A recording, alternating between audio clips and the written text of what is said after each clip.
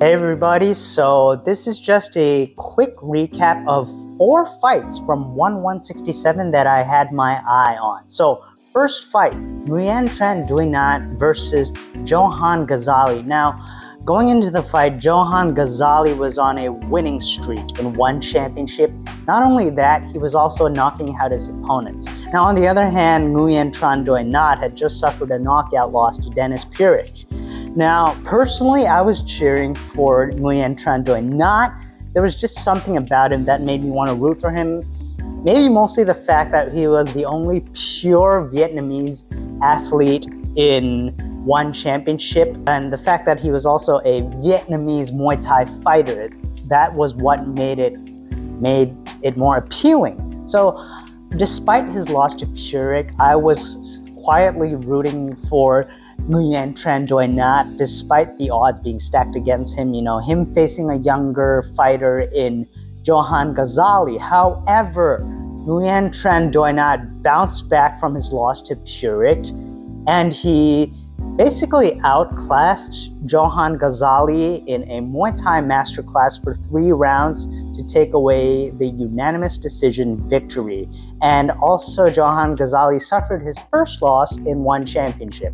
However, Ghazali is still young, and there are only bright things for him in the future. Next is a fight that I really didn't want to happen, but I guess it had to happen because, well, the original fight was between Stamp Fairtex and Denice Zamboanga for the one women's atomweight world title. However, Stamp Fairtex suffered a meniscus injury and had to undergo surgery. So that's going to leave a long waiting time before Stamp gets back into action. So one scrambled to find a last-minute replacement for Denice Zamboanga, and they wound up getting her Noelle Grandjean, who was actually coming off a loss to Chihiro Sawada of Japan. Now, really, this match really makes no sense for Denice, but knowing one's practices, Denice had nothing to gain as well from turning down the fight with one championship. Odds are they would probably shelve her for up to 1 year before offering her another fight. For all we know, she would also have everything to lose if she turned down the fight and probably have some other fighter cut in line in front of her to get to the title shot. And also, if Denice lost this fight, she would also potentially lose her title shot against Stamp. To my relief, Denice outclassed Noelle Grandjean for the entirety of 3 rounds, both on the feet and on the ground. And, Denice, to me, as far as I've been watching her, Denice has mostly been a grappling heavy fighter. But in this fight, Denice showcased what she was capable of on the feet. She pieced up Noelle Grandjean using multiple punching combinations, and I was impressed at how much her striking had improved. And I was also happy to see her claim the unanimous decision victory. So I guess now what I want to say is no more fights for Denice unless it's for the one atomweight world title. Next fight I wanted to talk about is the featherweight kickboxing match between Sitthichai and one championship newcomer Masaaki Noiri. Now, Masaaki Noiri is a former K1 champion. He's got all the accolades of, a world-class kickboxer. Now, Sitthichai was coming off a rather brutal loss to his rival Marat Grigorian. He lost by KO, and there was a lot of doubt surrounding how Sitthichai would do in this fight against Masaaki Noiri, but what he ended up doing was putting up a kickboxing masterclass that was reminiscent of the Sitthichai people knew. He scored points, he landed powerful shots, especially with his kicking arsenal, the one that led him to the finals of the 2021 and 22 Featherweight Kickboxing World Grand Prix. He outclassed Masaaki Noiri, made him look like a novice kickboxer. And, it just showed that he still has what it takes to be a contender in the rather competitive one featherweight kickboxing division. So I guess maybe Sitthichai can fight one more time, preferably, ideally, in a title eliminator fight and face the winner of Superbon versus Chingiz Alazov for the one featherweight kickboxing world championship. Now, the final fight I wanted to talk about. This is where I want to talk about one's rules regarding draws. I know they've said it time and time again. There are no draws in one championship. I really hate this rule.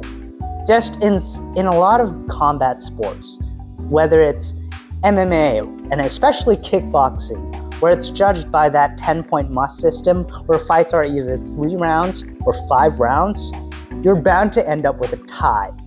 And Tawanchai versus Nattawut for the one featherweight Muay Thai World Championship, it's just one of those fights where it really ended in a tie. Because when they announced winner by majority decision, it was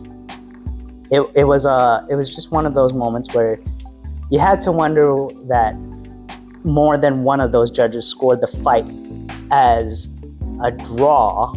But now, from what I've heard about one championship and the judges, if 2 judges out of the 3 score the fight as a draw, one of them has to change their results from a draw to the same as scoring the fight in favor of another fighter who the fight has been scored for as another judge. So I guess in this case, I don't know which other judge scored the fight in favor of Tawanchai, but initially the fight was probably ruled a draw. I'm speculating it probably was ruled a draw, but then when one out of the 2 judges scored the fight in favor of Tawanchai, another judge was forced to change his result of a draw to changing it to also in favor of Tawanchai as well. And it really took away from a great match. And to me, this is where I feel like one has to change its rule set. They need to change it to, okay, so the fight is a draw. Let's go into a 6th extra round. I feel like extension rounds should be a thing. They should be a regular thing. A 6th extension round where all of the previous rounds are discarded and they just start from scratch.